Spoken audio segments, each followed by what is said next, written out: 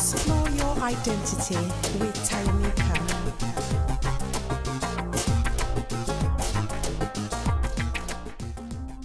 Welcome to Explore Your Identity.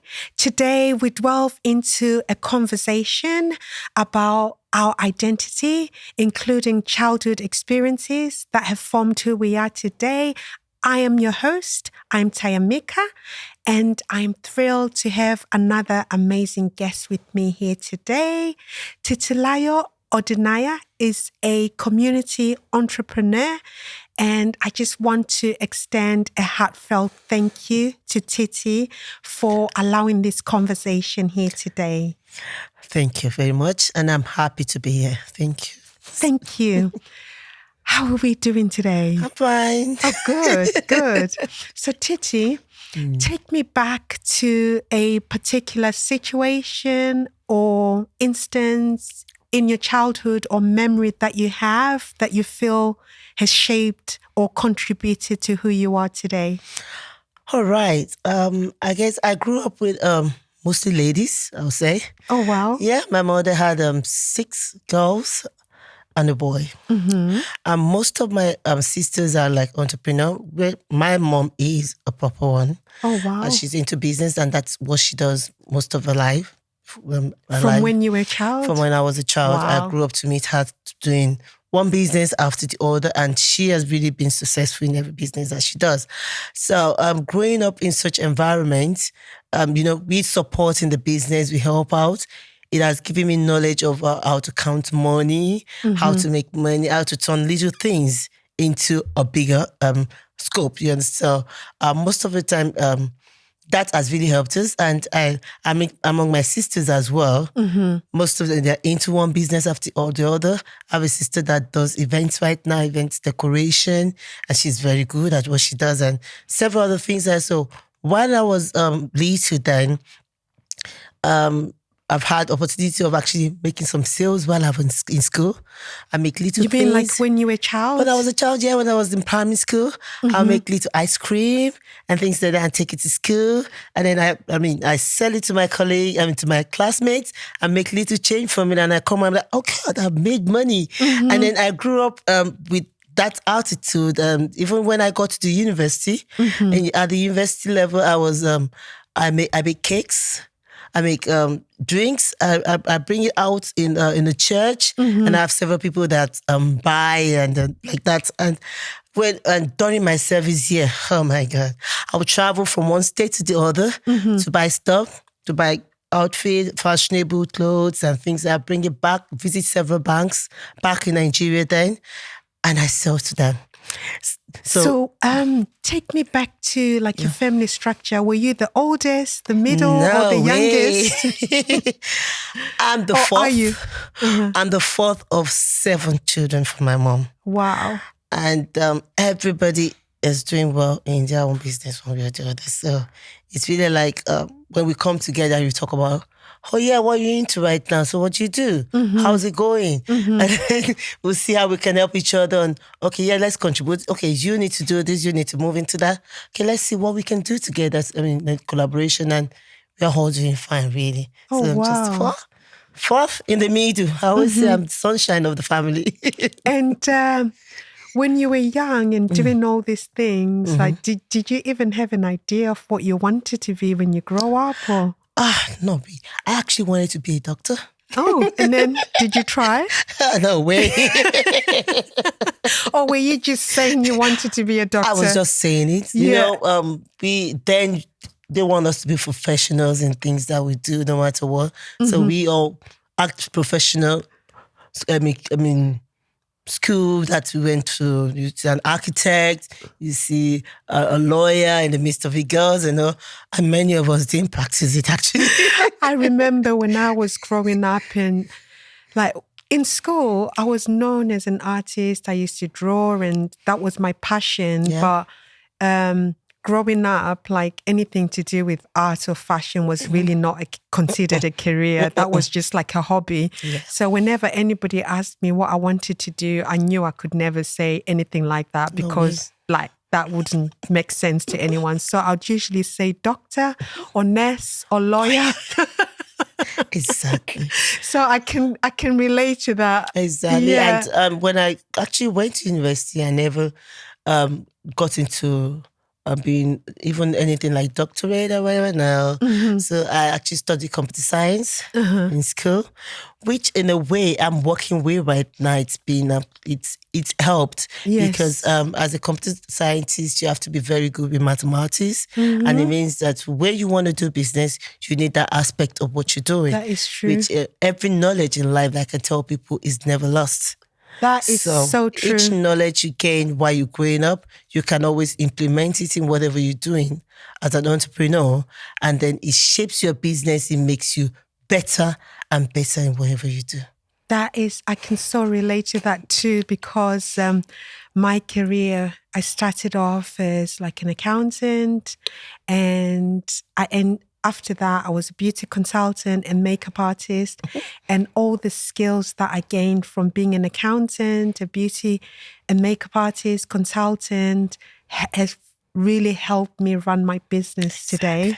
So, and surprisingly, the technical skills that you need to be an accountant are the same technical skills that you need to actually create patterns. Exactly. So yeah, nothing I've done previously has been a waste for me as well. Exactly. Yeah. That's it. Because I work with an agency right now that what I do is the admin and finance officer there. So it's a way, it means that you need to be organized. Yes. At the same time, you need to have the accounting skill, like you said. So if you're able to manage that and stabilize it and apply it into your business, then you're perfectly okay. Yeah. Oh, wow. So let's hear a bit more about your current endeavors. Okay. I know you do a lot, and I've been try. involved. I've been fortunate enough to be involved with some of your projects. So just give us a little rundown. Okay. Well, I do mostly community events. I have my own personal business that I do, which is Tammy's Hair, that I initially started.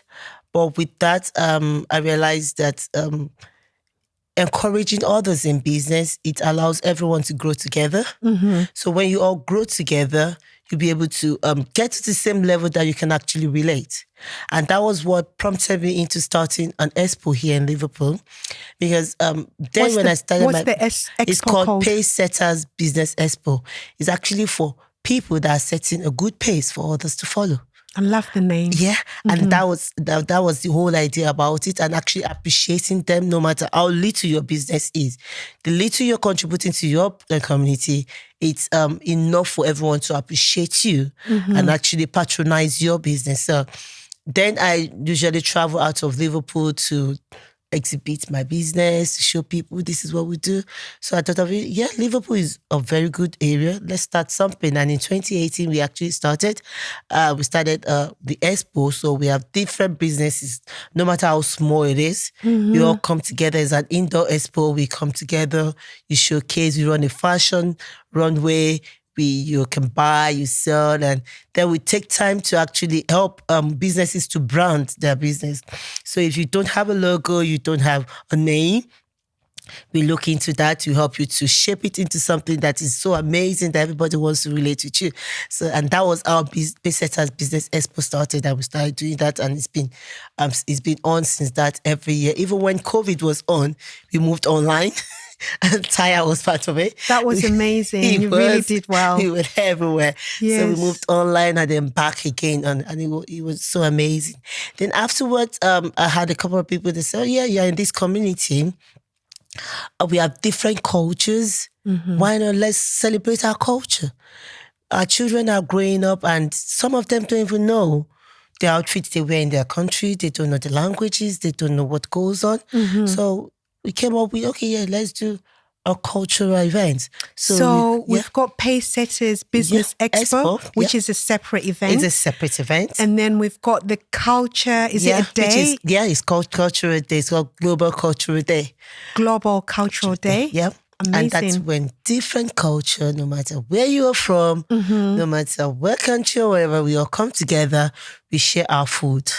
Wow. So we have different variety of food from different countries. And this is all happening in Liverpool? In Liverpool here, Amazing. really. Yeah. We have different, you get to taste whatever food you want to taste on that day. You get to see the outfits that different country. We get to do storytelling. We share information about our countries, and it's really been amazing. Like a proper festival that we do. I love it. I love so it. we do that on a yearly basis in Liverpool.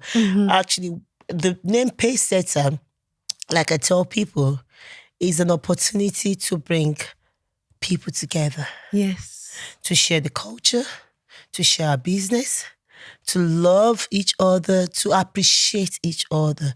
Because we don't just exhibit, we even give you awards. I know. At the expo. Amazing. Yeah, so we've got Thamesy's Hair, we've got Pacesetter's Business Expo, we've got Culture Day.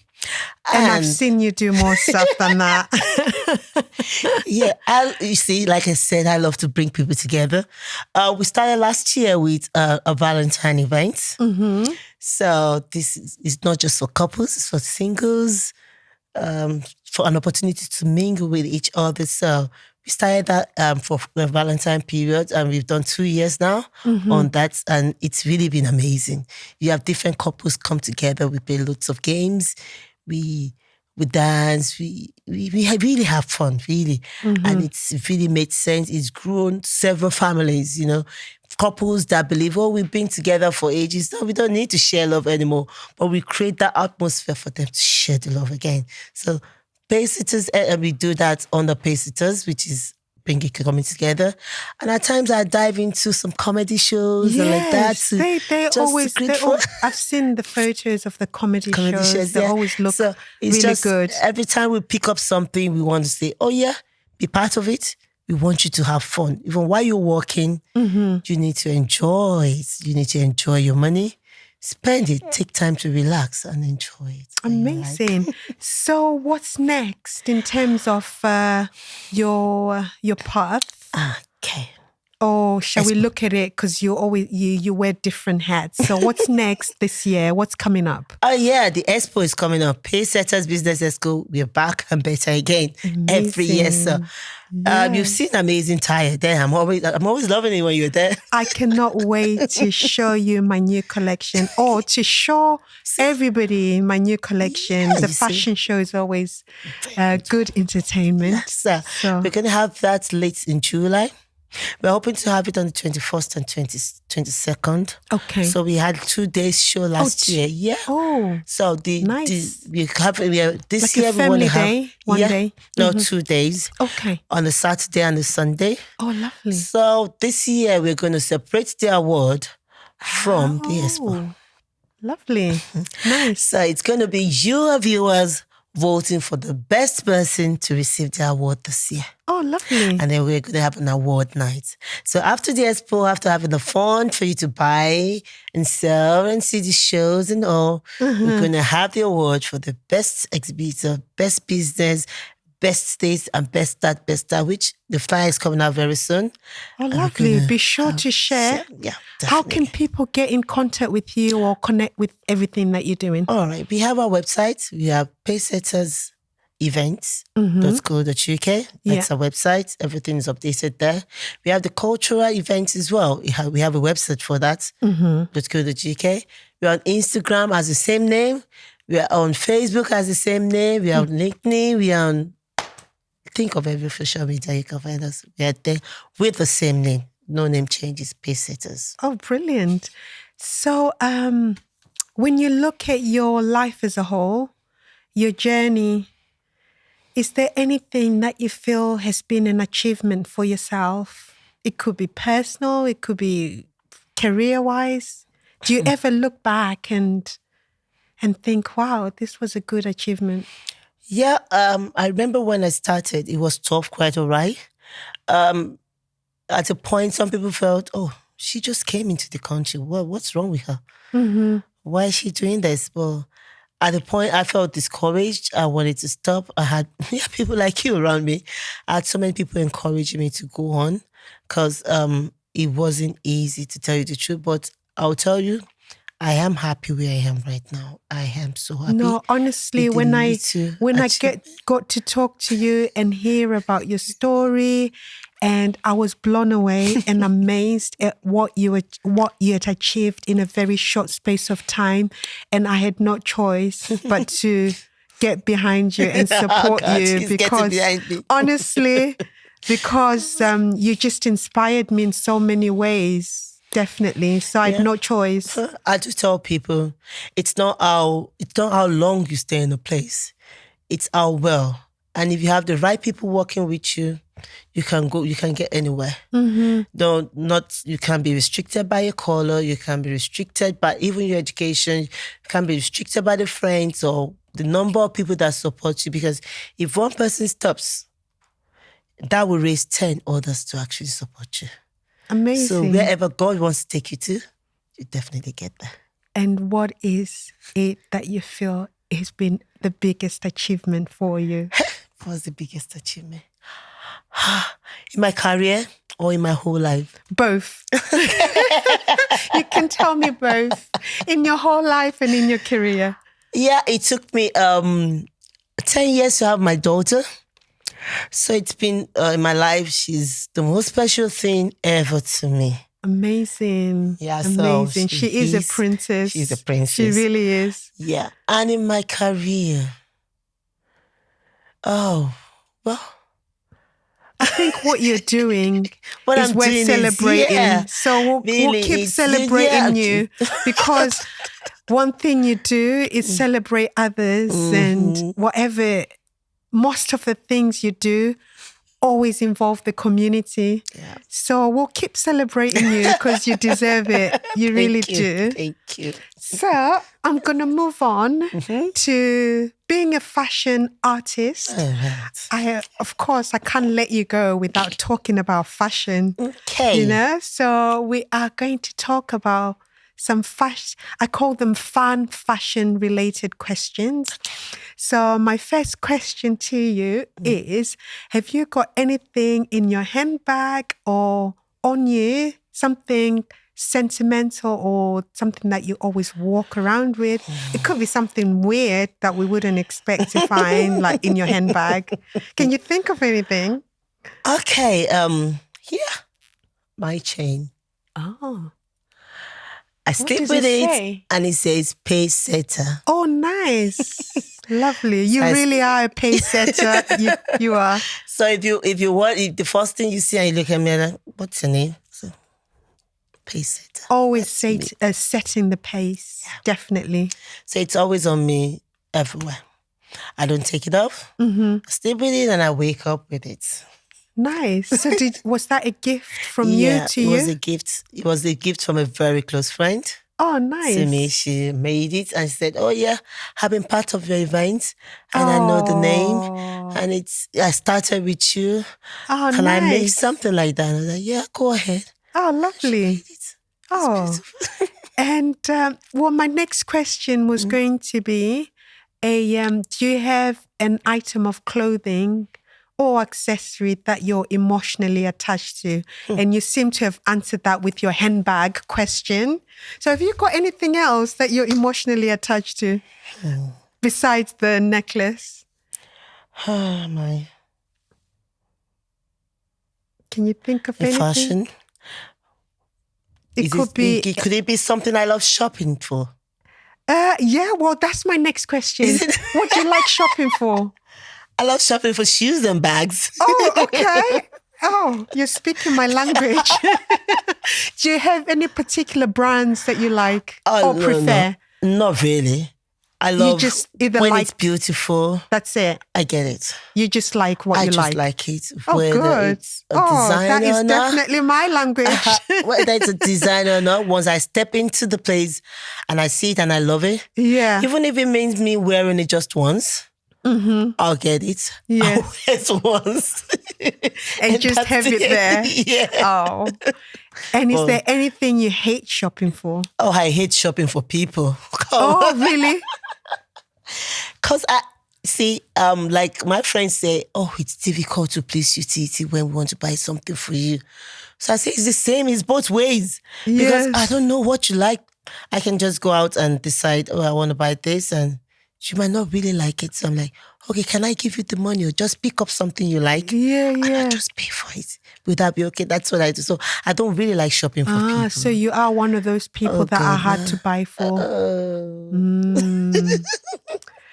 So when it comes to shopping for people, I'll say, oh, please, don't send me. Yeah. Don't, please. Let somebody else go. I'll rather pay for it. Okay. Have you got any fashion-related question for me? Yes, I do. What is it? Yeah, because you've just fascinated me with this fascinator that you have on, and it's wow. I had to dress for the occasion. Oh my God. And I'm already thinking of wearing it, you see? I heard the Queen was coming to be my guest today. I heard Queen Titi was coming, so I had to dress for the occasion. It's beautiful. Thank really, you. It's beautiful. See, about you that I love is you combine things, and at times it wows me. And she's just put Ankara with another shade, and I'm like, God. So what inspires you to do this? Really, that's my question for you. Good question. What inspires you to say, oh man, it's all lilac and it's beautiful? So when I look at my inspiration as a whole, there's many things that inspire me. So art, I'm an artist at heart. So art inspires me. History inspires me. My cultural heritage inspires me, hence the prints. But I also like royal fashion, and the world around me also inspires me. I do get inspired by trends, but I also put my own spin on it. Yeah. So you always find that what you're saying in terms of the two worlds, how I can mix the Ankara with a different design. It's because I've got like that love of royal fashion mixed in with my cultural heritage and that artistic nature in my DNA. Yeah. So literally, I have all these ideas that are just in my head. And I wish a day was 48 hours long because then I could create more. But a day is 24 hours long. So it takes me a while to bring all these ideas to life. It's beautiful. But yeah, I can't wait to for the next Pacesetters Business Expo, because I find that my fascinators really shine at your event, because the models always wear them really well. Yeah. So I've been working on new pieces. Wow. And I can't wait to show you. So in the time since creating my last fascinator collection, I've went and got more training. And this time I feel like I used more millinery techniques because I went and did a millinery course. All right. So that's helped as well in terms of my designs and directing how I do things. So I can't wait to show you. My daughter came to your store I know. Yeah, she's still got her fascinator. I know she's got one lilac one as well. And then she wears into the house and she's like, oh, Mom, when are we going back there? You know, she promised she's going to train me. What training? At what age? Bless her. Please make sure you bring her for her work experience when the time comes. She's definitely passionate about fashion then. She is. She wears that around the house, doesn't she? She wears it, she dresses up and wears it and then shows it around the house and says, see, Molly, is this not looking beautiful? See, she's probably got that stylist in her. So make sure you encourage her, because I remember myself growing up, like nobody around me really understood that you could make a career out of fashion, you know? So I make it my life's purpose to encourage when I see young people that are passionate about fashion or art or anything creative. I always encourage them because I think it's important that you can do what you love and live your life on purpose, doing what you love. Yeah. You know, because there's never a dull moment for me. Like, I just love creating stuff, and I just know that God takes care of me, because as long as I'm walking in that purpose, and whatever I do is attached to that purpose, and making women and men look and feel amazing makes me happy. Exactly. Yes. And that's the spirit, really. It is the spirit. Like you said earlier, no, you went to learn, you learned things. So these are things that we encourage all the people that don't just be stagnant. You actually need to improve yourself. You need to learn more. Learning is a lifetime thing, isn't it? You can never know enough. Literally, you can't. At all. Yeah. And like with fashion, it's just like it's ever evolving, it's ever changing. Yeah. And the least I can do is strive to be better and keep upskilling myself. Yeah. So I'm constantly learning, unlearning, relearning, because there's some old habits that you kind of have to set apart in order for the new version, the best version of yourself to come out. So there's different layers of identity when it comes to a life purpose and journey, isn't it? Yeah. It is really important to kind of just walk in that purpose. And do you feel like you found your purpose in life? Yeah. My purpose in life, I feel like helping people, making sure they actually achieve their own purpose in life, because that's part of the questions we ask people. What do you want to get to? Where do you want to get to in life? What do you foresee? And then I help people to actually get to that level. That's amazing. As we reach the conclusion of this episode of Explore Your Identity, I just want to give a heartfelt thank you to all our viewers and listeners who have listened to this episode and watched it. If you found value in this episode, please share and let us know what you think. To stay up to date with our content, remember to subscribe to our YouTube channel. On our YouTube channel, you'll also find previous episodes of identity conversations that we've had. Until next time, keep exploring your identity. Bye for now. Bye.